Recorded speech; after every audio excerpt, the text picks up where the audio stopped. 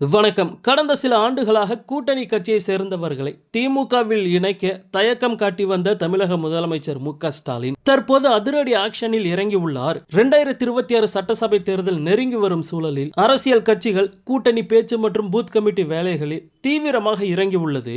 திமுக கூட்டணியை பொறுத்தவரை ஏற்கனவே இருக்கும் கட்சிகள் தொடரும் என எதிர்பார்க்கப்படுகிறது. அதே சமயம் கடந்த சட்டசபை தேர்தலில் 6 சீட்டு வாங்கிய கட்சிகள் இந்த முறை அதிக தொகுதிகளில் போட்டியிட விருப்பம் தெரிவித்து வருகிறார்கள். அதாவது மதிமுகவிற்கு 12 தொகுதிகள் வேண்டும் என்று போர்க்கொடி தூக்கியுள்ளார் மதிமுக முதன்மை செயலாளர் துரை வைகோ. அண்மையில் ஈரோட்டில் நடந்த மதிமுக பொதுக்குழு கூட்டத்தில் திமுகவிடம் அதிக தொகுதிகள் கேட்கப்படும் என தீர்மானம் நிறைவேற்றப்பட்டது.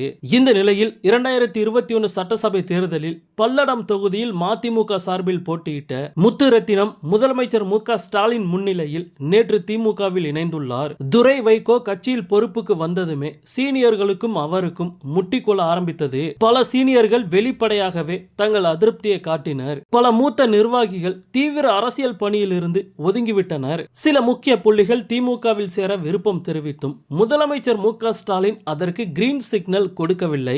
மதிமுக திமுக கூட்டணியில் இருக்கும் நிலையில் அக்கட்சி நிர்வாகிகளை திமுகவில் சேர்ப்பது சரியான அணுகுமுறை அல்ல.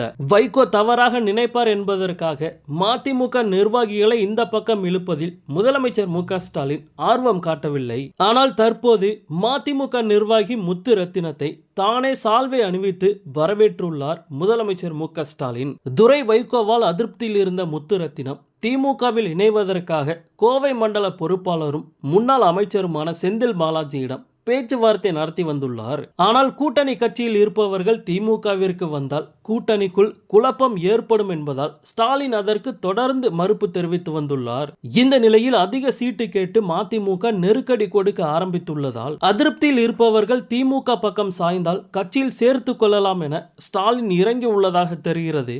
எனவே செந்தில் பாலாஜியின் ஆபரேஷனை அடுத்து முத்துரத்தினத்தை திமுகவில் இணைத்துள்ளனர். மேலும் இந்த இணைப்பு மதிமுக உள்ளிட்ட கூட்டணி கட்சிகளில் அதிருப்தியில் இருக்கும் தலைகளுக்கு விடுக்கப்பட்டுள்ள மறைமுக அழைப்பு என்று கருதப்படுகிறது. மேலும் பல நிர்வாகிகள் வரும் நாட்களில் திமுகவில் இணைத்துக் கொள்ளப்படுவார்கள் என்று கூறப்படுகிறது. சீட் நம்பரை முன்வைத்து கூட்டணி கட்சிகள் நெருக்கடி கொடுக்க தொடங்கியுள்ள நிலையில் அதனை முறியடிக்க தான் இந்த கூட்டணி ஆபரேஷன் என்கிறார்கள் திமுக மூத்த நிர்வாகிகள்.